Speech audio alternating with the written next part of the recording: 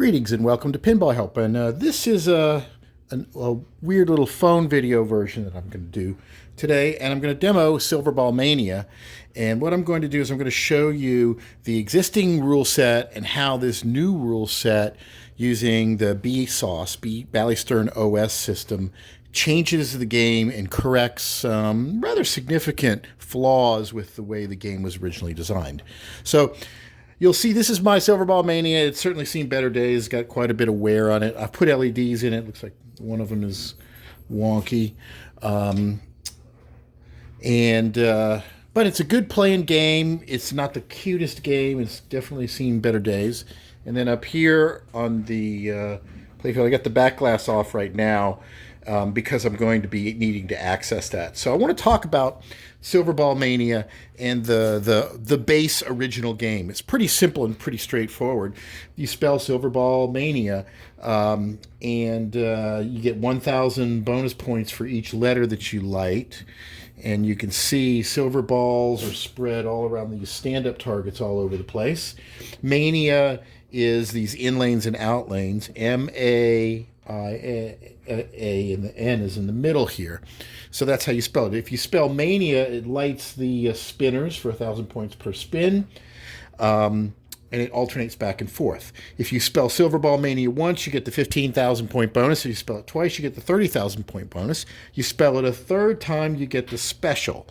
And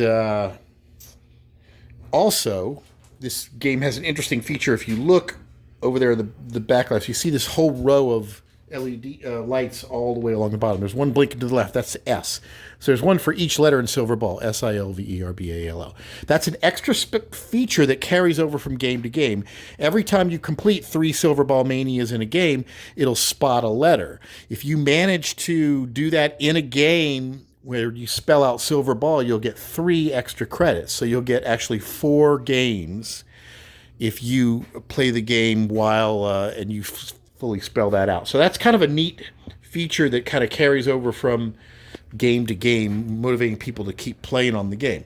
So that's the basic game. Let's fire it up real quick, and let me see if I can do this while I'm playing. I'm going to move this thing, put it right between me here, and let's just fire it up.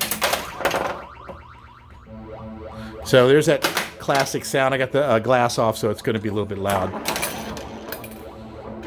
I don't think this game is completely level. Yeah, so I got it set at 2,000 points to win a game because this has got an original board set in there and it doesn't have a free play mode. All right, so I didn't talk about that center horseshoe, which is what I left out in talking. So you see, there's a little kicker here that kicks the ball out. So if you make a shot. If you make a shot through the center horseshoe, that's the thing that is kind of a problem in this game, and I'll explain why. I told you how all the other rules, right? The problem is this center horseshoe shot. Let's just take a shot on it. Let's see. If you hit this, it ups your bonus multiplier, and it spots a Silverball letter. So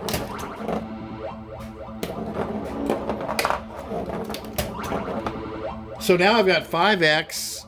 I've spotted all of the letters and everything, and I'm slowly spotting the Mania letters too. Extra ball is lit. Now I got extra ball. Now I've spelled Silverball Mania, and I got the 15,000 lit. So what exactly does this mean? It means all you really need to do in this game is just keep hitting this center loop over and over and over again. Nothing else matters on the game. And when the center loop goes, it lights the ball save down here. So you can lose the ball, and you get it back. It's incredibly game unbalancing, and that's the problem with this game. That center loop basically means there's no reason to hit anything else on this game. So, a lovely game, great art, fun playfield, fun kind of arrangement, marred by a poor rule set that that basically means all you got is to do is just make one shot. If you dial this one shot in, then that's it. You don't have to do anything, and it kind of defeats the whole purpose of the game and the playfield and everything. And so this is why this is a really great, beautiful game that has a flaw in the rule set. So what do you do about it? Well, let's take a look and we'll show you what you do about this. Take this off to show you. Let me see if I can get a little bit more light in there. So there's a group of people that are working on this system called Bally Silverball OS. Started by a guy named Dick Hamill, and Dick has created this board and this technology that piggybacks onto an existing Mpu board.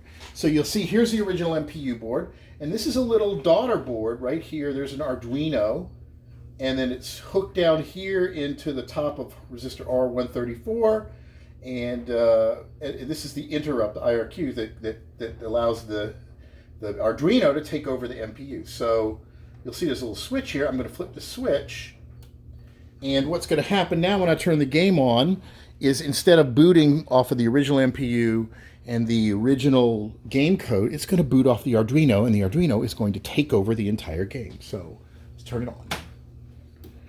Bam. Also boots up a lot faster. So what we've done now is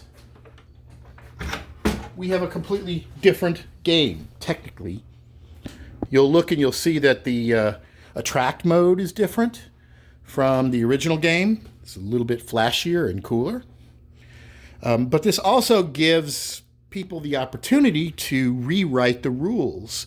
Now, this is running completely on a custom rule set. None of the original code is running, but it is controlling the original soundboard. But you can make it do different things, whatever the soundboard is capable of doing. So, what does this code base look like? Well, this code base is done by Dick Hamill, and he has recognized that the rule set is unbalanced, and so there have been some changes made to the game. It's still a work in progress. This is a very, very early version of the code. I don't even know if anybody other than him is actually started testing it on games, but I had to fiddle around with it a little bit over the week and get it to compile, and so now we've got this thing working. So let's take a look and let's see what's different about this. And and this is all subject to change because this is just, probably version 0.01 of the code. So what you'll see initially is the game now has a skill shot. You see things are lit here and here. So, and there's no background music. This is still a work in progress, but now there is a skill shot built into this game. So you can, if you shoot the ball up here and you get it up here, you get more points. And you can also short plunge it, have it come down through here and try to make the horseshoe, and that gives you some points too. So let's just see. Didn't get it. So now all the lights are back on. And now, did you see what happened? I made the horseshoe, but I didn't get the multiplier, and it didn't spot a letter. So the horseshoe works a little bit differently now. All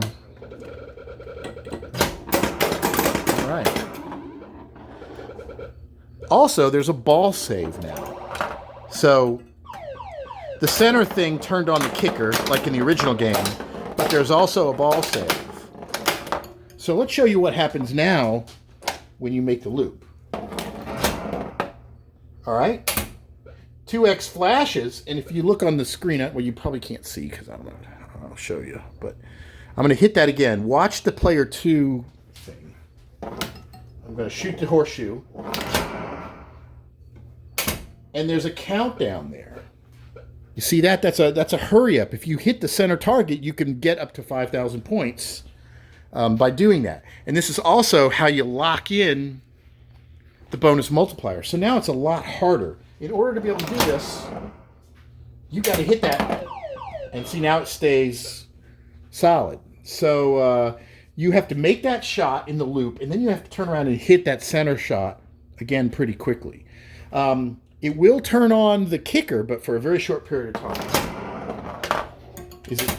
But not long enough to let it fall down there so the kicker can hit it. So the kicker now times out. So that's another element of risk that has happened.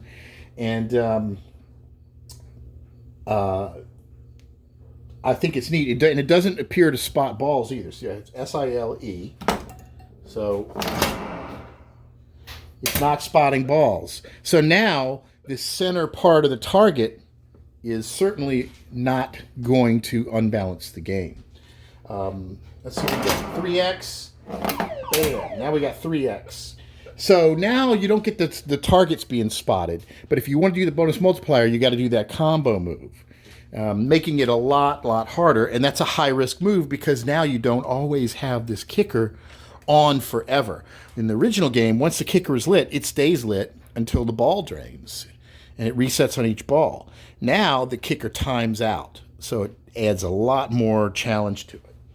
The game also has some combos. If you do certain combos, oops, I keep hitting this thing.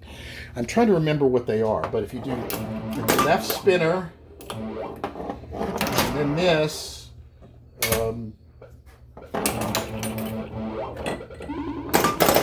I don't know, I have to read up more on it, but there's actually some combo shots that you can do. So this will be a dramatic improvement over the original game, in that now you will actually have to use all of the playfield to rack up the bonus. So I think that's pretty darn cool. And expect to see more evolution on this code. And it can also use more elaborate sounds too.